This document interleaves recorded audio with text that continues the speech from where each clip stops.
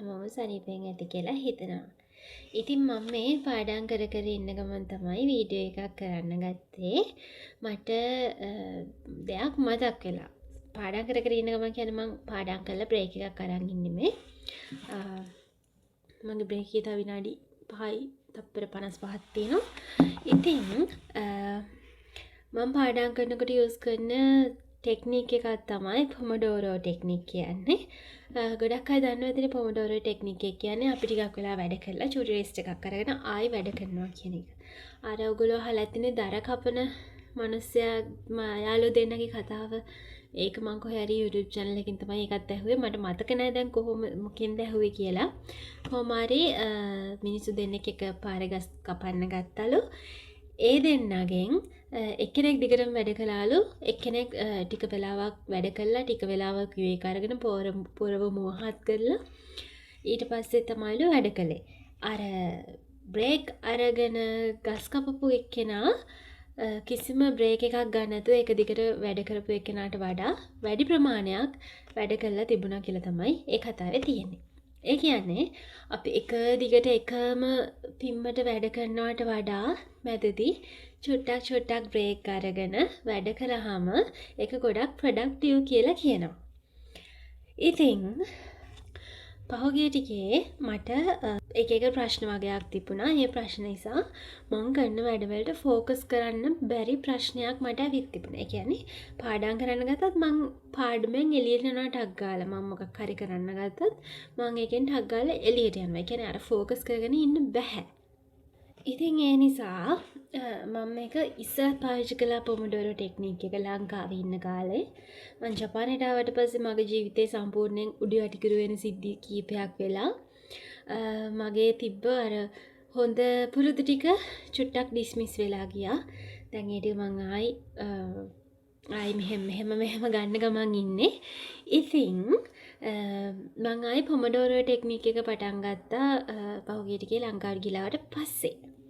ලංකාවට ගිහිල්ලා ආයෙ ඇවිල්ලා ලෙඩ වෙලා සනීපුරාට පස්සේ මම ආයෙ පොමඩෝරෝ කරන්න පටන් ගත්තා. පොමඩෝරෝ ටෙක්නික් එක කියන්නේ මොකද්ද කියලා දන්නවනේ.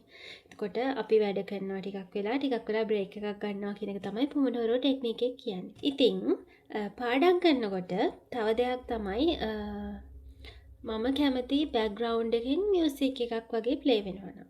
සමහරු කැමති නෑ මියුසික් ප්ලේ වෙනවාට, සමහරු කැමති සින්දු අහන්න, සමහරු කැමති මුකුත් සද්දයක් පද්දයක් නැතුව පාඩම් කරන්න. ඉතින් මම ආස මියුසික් එකක් බෑග්ග්‍රවුන්ඩ් එකේ ප්ලේ වෙන ගමන් පාඩම් කරන්න. එතකොට මම පාඩම් කරන දේවල් මගේ ඔළුවට හොඳට යනවා.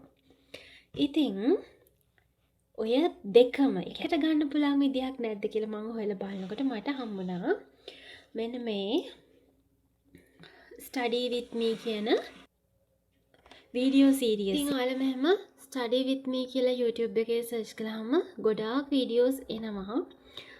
මම මේකේ Carrot TD කියන YouTube channel එක තමයි වැඩිපුර පාවිච්චි කරන්නේ. ඒ කියන්නේ වැඩිපුර කියන්නේ මම ඒක විතරයි පාවිච්චි කරන්නේ. මේකේ මේ channel එක Carrot TD මෙන්න මේක තියෙනවා ගොඩාක් වීඩියෝස්. එතකොට අපිට පාඩම් කරන්න ඕනේ කොච්චර වෙලාවක්ද කියලා තෝරලා දැන් මේක නම් 2 hours study with me එකක්. සාමාන්‍යයෙන් මම කරන්නේ පැය දෙකේ ඒවා.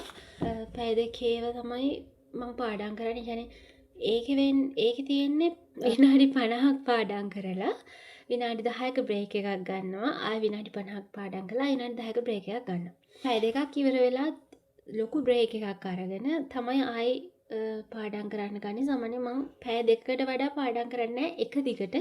මොකද මම පාඩම් කරන්නේ භාෂාවක්. මම N2 level එකේ ඉන්නේ. එතකොට හරිම සංකීර්ණයි දැන් තියෙන දේවල්. මුලින් ඉගෙන ගත්තා වගේ ටක් ගාලා ඔලුවට යන්නේ නැහැ. දැන් ඉගෙන ගන්න දේවල්. හරි සංකීර්ණයි. එදිනෙදා පාවිච්චි කරන දේවල් නෙවෙයි අපිට ඉගෙන ගන්න තියෙන්නේ දැන්. හරි අර බිස්නස් ලෙවල් එකේ ඒ වගේ ලොකු බැරෑරුම් මේවා. ඉතින් ඒ නිසා මම පැය දෙකකට වඩා එක දිගට ફોකස් කරන්න යන්නේ නැහැ. ඉතින් ඒක තමයි මට කියන්න ඕනි උනේ. පාඩම් කරන කෙනෙක් නම් ඔයා බෑග්ග්‍රවුන්ඩ් මියුසික් අහන කෙනෙක් නම් ඒකත් හොඳයි. බෑග්ග්‍රවුන්ඩ් මියුසික් අහන්න නැතුව පොමඩෝරෝ පාවිච්චි කරනවා නම් ඒත් මේකේ තියෙනවා no music පොමඩෝරෝ. එතකොට වැස්සේ සද්ද තියෙනවා, පරිසරයේ සද්ද තියෙනවා, පියානෝ මියුසික් තියෙනවා, එක එක ඒවා තියෙනවා. Carrot TD තමයි YouTube channel එක description එකේ link එක දාන්නම්. ගිහිල්ලා බලන්න. පාඩම් කරන කෙනෙක් නම් ගොඩක් වැදගත් වෙයි. ඉතින් පාඩම් කරන කෙනෙක් නම් හොඳට පාඩම් කරන්න.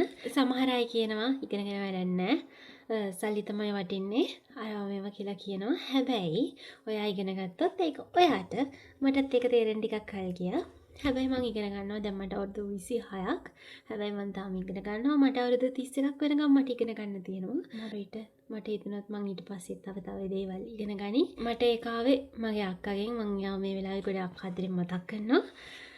එයාට අවුරුදු දැන් 34ක්. එයා තාමත් ඉගෙන ගන්නවා. ඉතින් මාත් එයා වගේ ඉස්සරහට ඉගෙන ගන්න කියලා මං හිතනවා. ඉතින් මොන දේ තිබුණත් ඔයාට ඔයාගේ අධ්‍යාපනය කියන දේ නැති කරන්න බෑ කාටවත්. ඒක ඔයාගෙන් උදුර ගන්න බෑ කාටවත්. සල්ලි කියන දේවල් අද තියෙනවා හෙට නැති වෙන්න පුළුවන්. අද නැතිව හෙට තියෙන්න පුළුවන්. හැබැයි අධ්‍යාපනය කියන දේ ඔයාගේ ඉගෙනීම කියන දේ කාටවත් හොරෙන් ගන්න බෑ. ඒ නිසා ඉගෙන ගන්න පාඩම් කරන්න පුළුවන් උපරිම ඉගෙන ගන්න. ඒක තමයි මනසට ලබන්න පුළුවන් ලොකුම දේ. ලොකුම වටිනාකම. මම ගිහින් එන්නම්. සයනරා.